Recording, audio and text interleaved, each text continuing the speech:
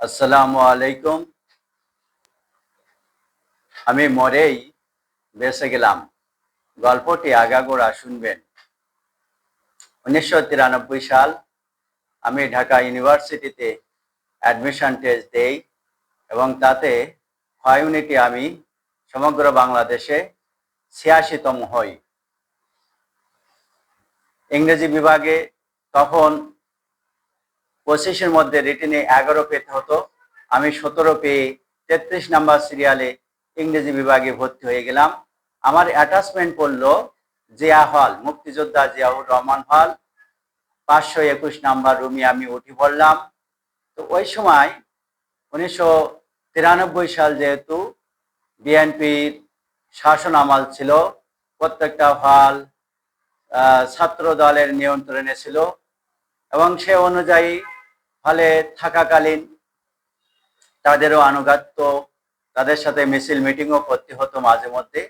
তো আমি একটা নীরব নিথর, অনেকটা পলিটিক্যাল বিহীন রুমে থাকতাম, 521 নম্বর কক্ষ, ঢাকা ইউনিভার্সিটি মুক্তিযোদ্ধা জিয়াউর রহমান হলের।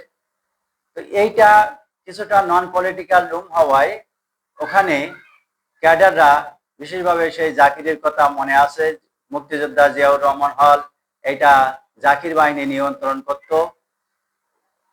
তো আমার এই রুমে অনেক সময় যখন পুলিশ রেড দেবে এমন কোনো সংবাদ তারা পাইতো, তখন আমার লকারের মধ্যে তারা অস্ত্র, বিশেষভাবে রিভলভার, এসএমজি, এরকম অত্যাধুনিক তারা অস্ত্রগুলো রেখে যেত। তো আমি মাঝে মাঝে ওইগুলো ভয় পেতাম দেখে, কারণ ওইগুলো আমি জীবনে কখনো দেখি নাই। আবার যখন ফ্যাকশন অর্থাৎ অন্তর্দ্বন্দ্ব কোন্দল হতো দুই দলের মধ্যে, মুক্তিযোদ্ধা জিয়াউর রহমান হল, আবার পাশে রয়েছে মুজিব হল, জসিমউদ্দিন হল, এই হলগুলোর মধ্যে আবার একই দলের মধ্যে আবার কোন্দলের কারণে বিভিন্ন সময় আবার ফ্যাকশন কথাটার অর্থ হলো অন্তর্দ্বন্দ্ব বা কোন্দলের কারণে যে যুদ্ধ হয় তাকে বলা হয় ফ্যাকশন।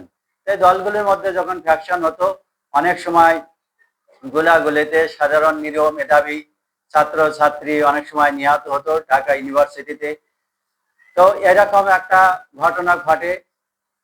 এইটা জিয়া হল এবং মুজিব হলের মধ্যে এরকম একটা গোলাগুলি হয়, ফলে একজন মেধাবী ছাত্র নিহত হন।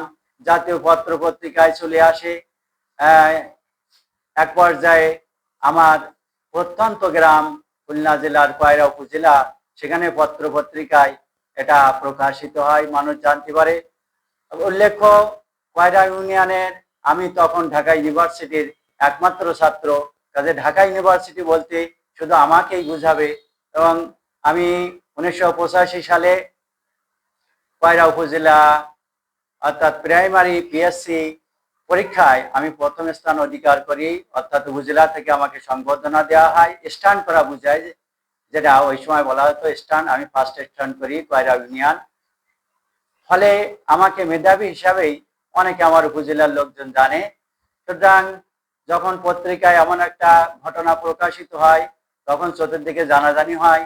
এটা আমার গ্রাম, প্রত্যন্ত গ্রাম গোবরা ঘাটাগালি পর্যন্ত পৌঁছে যায়। কিন্তু ওই সময় মোবাইল ছিল না। মোবাইল 2000 সালের দিকে আমি ক্যাম্পাসে দু একজনের হাতে একটা সেট দেখেছি। এর আগে কিন্তু মোবাইল কোনো জায়গায় আমরা দেখতে পারি নাই। বাড়িতে এরকম ভাবে জানানোর কোনো সুযোগ নাই এবং বাইরে থেকে আমার সাথে যোগাযোগ করার কোনো সুযোগ নাই। ফলে এরকম একটা ঘটনা রটে পড়ে যে আমাদের মেধাবী ছাত্র আব্দুল সামাদ অ্যাকশন ক্লাসের মাধ্যমে সে ক্যাম্পাসে নিহত হয়েছে। এই সংবাদ পেয়ে আমার বাড়ির মা বাবা, ভাই বোন, আত্মীয় স্বজন সব কান্নার রোল পড়ে যায়। অবশেষে ঢাকায় তো তারা কেউ কখনো আসেনি, আমি প্রথমবার ঢাকায় এসেছি এবং ইউনিভার্সিটি ভর্তির সুবাদে। আমার বড় ভাই আব্দুল সালাম, বর্তমানে কাউরিয়া সরকারি প্রাথমিক বিদ্যালয়ের শিক্ষক, সে বাড়ি থেকে রওনা দিল আমাকে ঘটনাটি জানার জন্য। মৃত্যু সংবাদ শুনে তারা দ্রুত রওনা দেয়।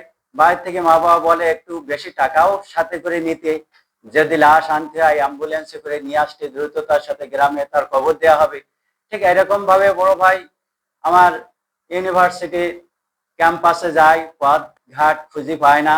অবশেষে মুক্তিযোদ্ধা জিয়াউর রহমান হলে অনেকের কাছে শুনে গিয়ে ওঠে। এবং আমি তখন ক্যান্টিন থেকে ভাত খেয়ে সকালে নাস্তা করে আমি গেস্ট রুমে বসেছিলাম। এরকম সময় আমার বড় ভাই সেখানে ঢুকলো, আমাকে দেখে সে অবাক, সে যেন ভয় ভীতিতে সন্ত্রস্ত হয়ে উঠলো যে মরা মানুষ জীবিত হলো কেমনে। সে আমাকে দেখে সে একটা আবেগ নিয়ে বলল যে ভাই তুই তাহলে বেঁচে আছিস? আমি বললাম হ্যাঁ আমি তো বেঁচে আছিস, কেন কি হয়েছে?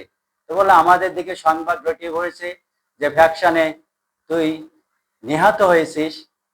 সুতরাং ওই জিনিসটার মুহূর্ত আজকে আমার মনে পড়ে যে ইউনিভার্সিটি আসলে ওই দিন আমার মৃত্যু হতে পারত, তাহলে আজকে অন্তত দেখা যাচ্ছে 25 বছর প্লাস 7 বছর, 25 আর 7 32 বছর আগে আমার কবরবাসী হওয়ার কথা ছিল।